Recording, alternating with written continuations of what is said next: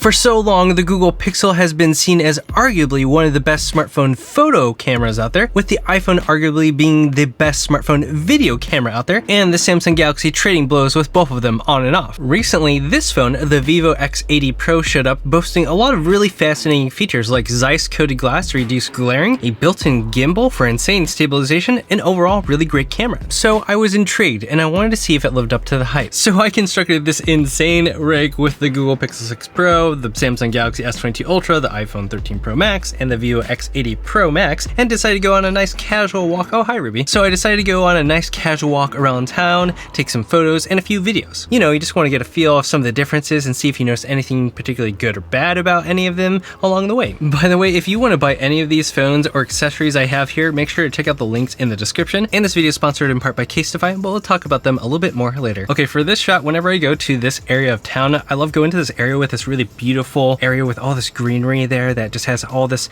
nice interesting details to it, and it has this nice wall on the other side of it that is all white, so it has really nice bounce soft lighting on it. In this first shot we start with the ultra wide, and I can't help but notice how much wider the iPhone gets, so that's really nice if you care about that. And then the next two images show how the Vivo seems to process images to bring out more of the warmer tones in the image, which I actually really find to be quite pleasant, but the Pixel is probably the most true to life here. For this video I was trying to get a shot where I was moving very smoothly and kind of sweeping, and all of them actually stabilized very well with this setup. For this shot though, I did notice that the iPhone lost focus and front focused to what was on the side of the composition rather than the main feature in the center like the others. This is honestly something you could probably just fix by tapping on the screen, but either way you can see how each phone is able to create some depth between the window and the leaves, which is pretty nice looking. Now if you happen to have some soft light, you have to get a portrait shot, and this one is especially helpful to compare the software portrait mode and then the natural depth of field roll off on the wall to your right that you can see with the portrait mode off. I was actually really surprised to notice that there wasn't actually much of a depth of field roll off on any of these. One thing that does stand out the most is how wide the main lens is for both the Pixel and the iPhone. Also, if we go back to the portrait mode shot and we look at which one has the most natural looking bokeh or blurry roll off,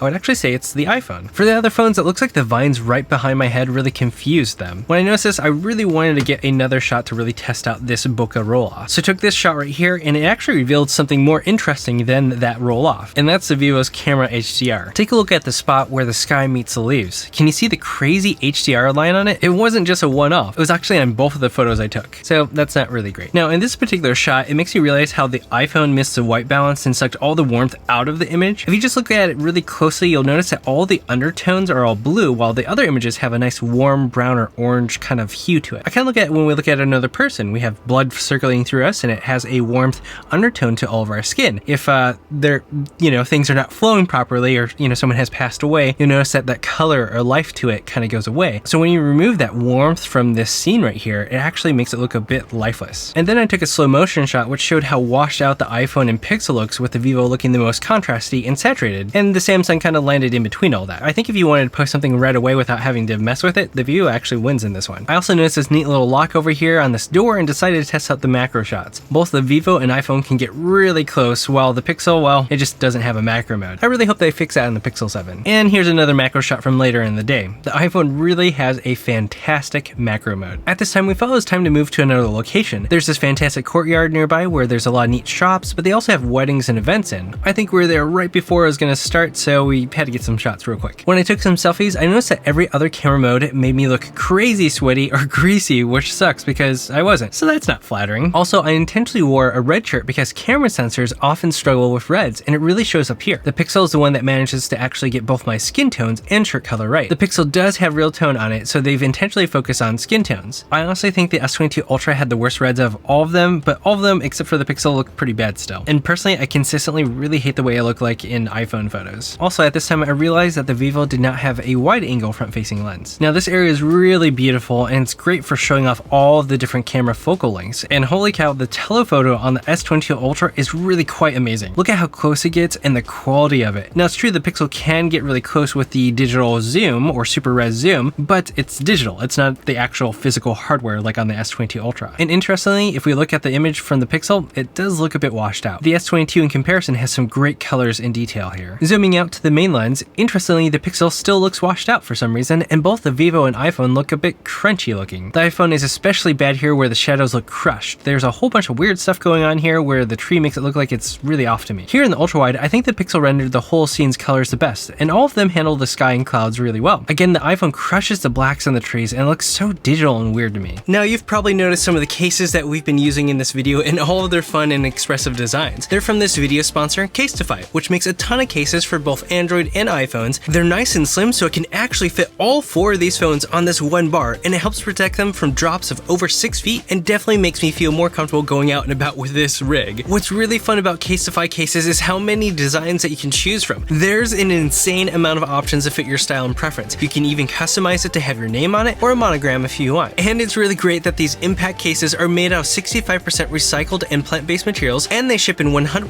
recyclable packaging, so we can make sure that we're taking care of our planet. And here's something that I really appreciate. They have an antimicrobial coating on them that helps eliminate over 99% of bacteria. Both you and I know that this is a great thing to have because we bring our phones everywhere. Everywhere. Oh, and Casetify has released new cases for the S22 series. Go to casetify.com/BrandonYT to get 15% off your new Android phone cases. Thanks to Casetify for sponsoring this portion of the video. We found this stairway close by that has some really mixed warm lighting to it, so I wanted to see how each camera would handle the white balance. Interestingly enough, the Vivo did manage to expose the railing the best with the most warmth. We also found this neat looking corner of a building with the sun just hitting it right to give it a good mix of really bright areas in the window, a directly lit area, and an area in the shadows at the bottom. This really shows how things are exposed for HDR and low light. What do you think about how they expose the different parts and the detail you see on the wall? We walked around a little bit more and we found this neat store that had a nice pop of red to it and a contrast with the green trees and blue sky that just looked really good. Here the Vivo makes the red look really red. I also noticed that the Samsung and Vivo had a bit of that halo of lighter areas where the sky meets the rest of the image, like on the tree on the right. The Pixel is also adding a bit more clarity or detail to the road, which you may or may not like. This shot of this apartment complex really showcases how great that telephoto lens is on the S22 Ultra without any digital zoom. I'm really impressed by it. You also can see how the different telephoto focal lengths different between all of them. Now over here on this road, the Vivo did some really weird stuff with the shadow. It just looks really blue, which seems to match the blue of the sky, so I'm not sure if there's some weird AI thing going wrong. Both the Pixel and iPhone managed to get way more detail in the clouds, with maybe the Pixel being the best here. This shot here really reveals some of the weird blue saturation that iPhones are sometimes known to render. It's not as bad as I've seen where it looks like a cartoon, but it's still not as great as it does look really saturated in a darker blue. The Vivo overall looks like it's oversaturating everything though, not just the skies. As a whole, I like the way the S22 and Pixel look like the most here. Now I actually have a few other videos going over the camera quality of the Google Pixel from a few different generations and sometimes using moment lenses, so if you want to check that out, there's a card up here or a link in the description. Now after walking around a bit, we had to get some coffee. I took a shot of this canopy and I think the Vivo managed to have the most detail in the darker underside of it compared to the rest. This time the Pixel had a weird looking sky, so it does seem like every single one of these phones has their hit and miss moments. I was a bit curious about the video quality and I tried to see how digital the image would look on each camera with all these leaves, and I discovered two things. The iPhone and Pixel are the most natural, non-over-sharpened, and not blown out options, but the Pixel had a hard time locking focus on this little light, which is really frustrating. I don't know what was going on, but I keep losing focus even after I tapped to lock focus, it actually gains focus, and then it would just lose it. I think that alone would make the iPhone the winner for me. But the iPhone is not perfect for video. It has a big reputation of having some really gnarly lens flares that are really distracting, so how does that compare to the Vivo with its Zeiss coating? Well, it turns out that both the iPhone and the Pixel had the most distracting lens flares, with a highly reduced lens flare on the Vivo and hardly any at all on the S22 Ultra. I was actually really surprised here. Does that mean that the Zeiss coating is all just a gimmick? Well, not quite. Let's look at some night shots. Interestingly, and even after cleaning the lens, my Pixel 6 Pro had some serious smudging issues on all the lights. The best one was actually the Vivo X80 Pro, and that's actually one of the main benefits of the Zeiss coating, and you can really see how it stands out amongst all the other phones. Lights are nice looking and contained. That carries over even to the video. I would love to know which one you think is the best. The Vivo really impressed me for low light video in terms of how clean the image is, but how it exposes even brighter with less noise. In this one shot, you can see how the lights can really create a ton of orbs for the iPhone, so that can be really distracting. For this night mode shot, I personally love the way the iPhone and Vivo look the most, especially for the lights above the restaurant and how it manages to not blow out the highlights. So this is a nighttime video on all of them on the front facing camera.